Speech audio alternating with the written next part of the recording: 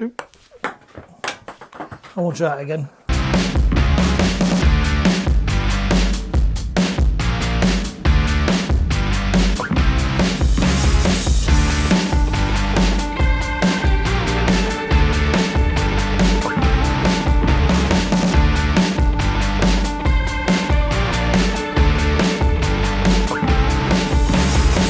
Hello there and welcome to the channel.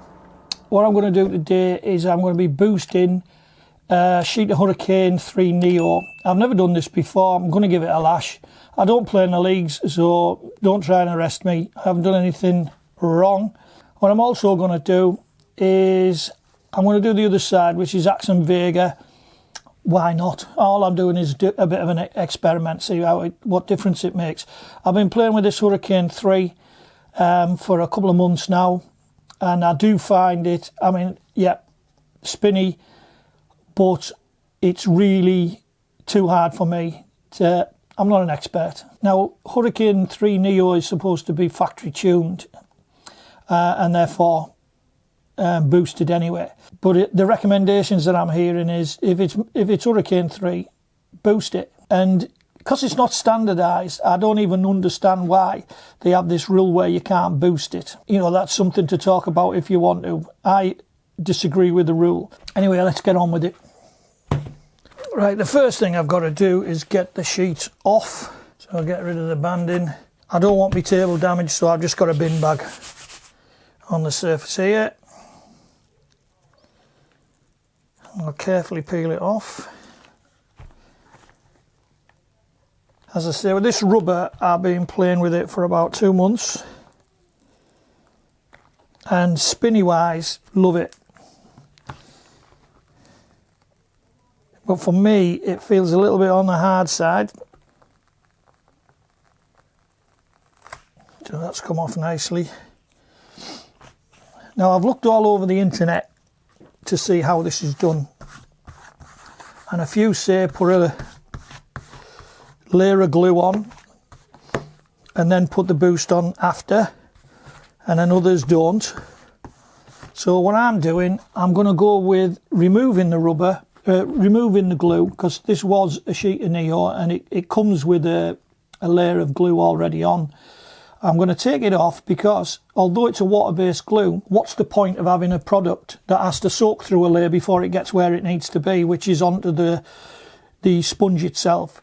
So that's my thinking. I'm just going to take off the existing glue and then go direct to the sponge itself. If I was going to do this all the time, I think I would go with a sheet of Hurricane 3 standard and then just boost it.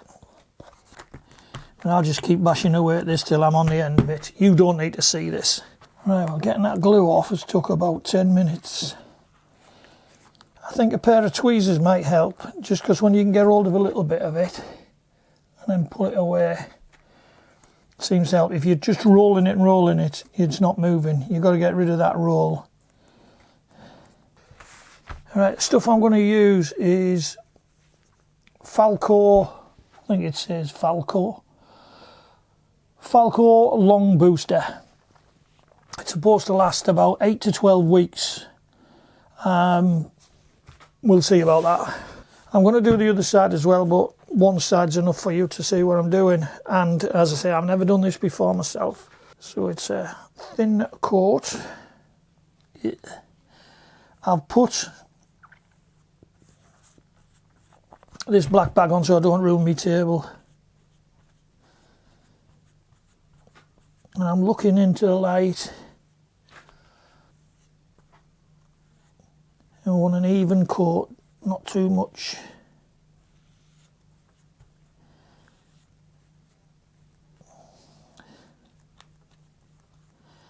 A bit like plastering, innit? Get it on and then get it smooth.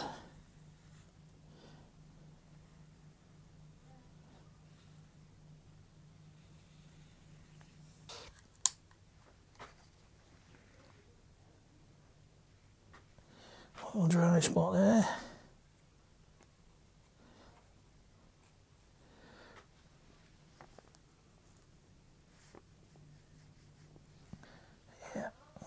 Right, so that's going to get left for 24 hours. Right, this is time of the second coat. It's well over 24 hours since the last one. I've just got myself home from work. Let's see if I can show you this now. This is Axum Vega. I've put one coat on both, and to be fair, this is curling up like one of them fish you used to have to say how sexy you were or something like that, I think it was. But that's well curled up, so I'm not putting another coat on that. It's not about that anyway. Because if I put any more on, I think I'd ruin it. But I don't know. One coat for that.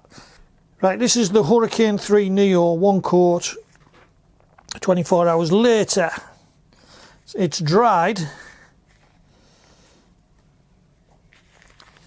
And you can see there's a fair amount of curl on that. But I said I was going to put 2 coats on. And 2 coats it's going to be. So I'm going to leave that alone, because it's done so much more than that has. So one more thin coat of this.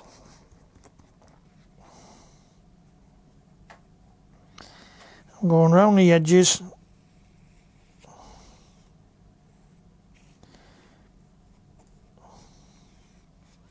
And some more, this is going back on the bat and away to a little session to try it out.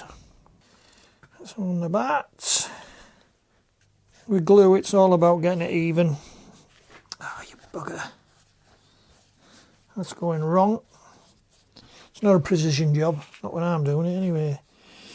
It's just about making sure you haven't got great big lumps lying around everywhere. If you've never glued your rubbers on your bat before, it's not something to be frightened of.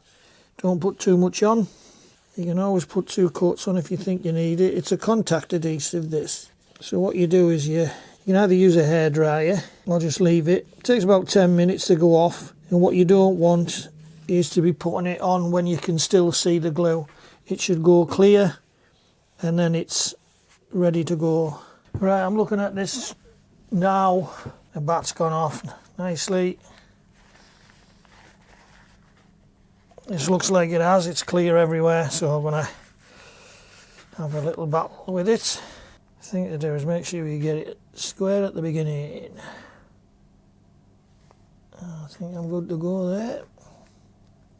Will it curl up? We will see.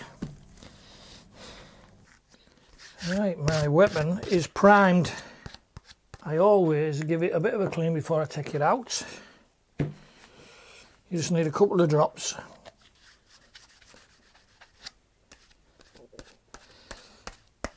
Just cleans the surface. Good to go. Try a bottle.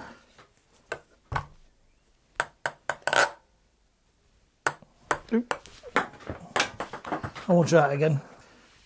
So there we go. Job done. So the next thing is to tell you how it performs, which will be totally in my opinion.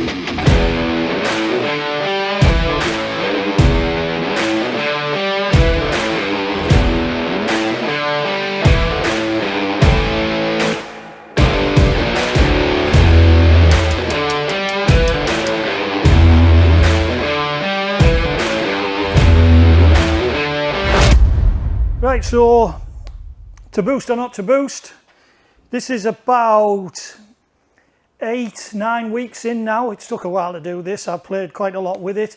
I've put over 1,000 balls through the machine onto it.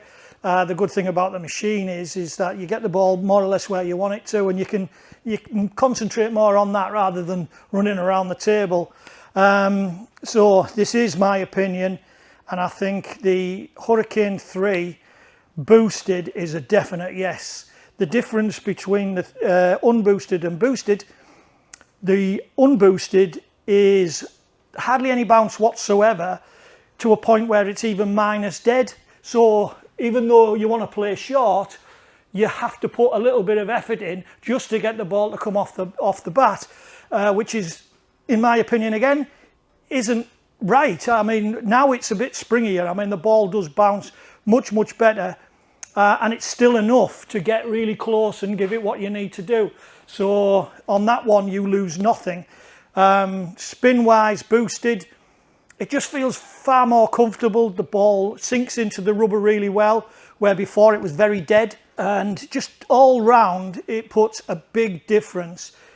Would I do it again? I think one point would be, with a Hurricane 3 unboosted, I was testing it for the first time and I wasn't going to use it again. I thought, no, I've all the rumours about these Chinese doing whatever they're doing and making it really difficult. I was sort of falling into that and going, oh yeah, it must be me, it must be me. And once boosted, that all went away. It just is far more controllable.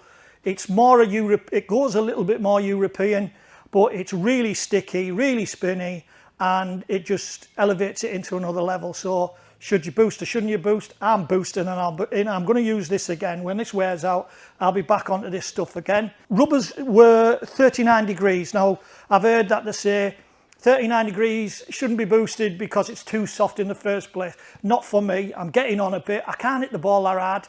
And I've not bottomed this out, although it's boosted twice, and I have really tried. I've given it some, well, I mean, it's been going all over the place, but I'm still hitting it as hard as I can, and I've not bottomed it out. So that's about it. Anyway, if you've gained anything from this video, or you would have any comments about anything I've missed or what I'm talking about, please leave them in the bottom. And subscribe if you would. It always helps the channel. And I'll see you on the next one. Cheers for that. Bye.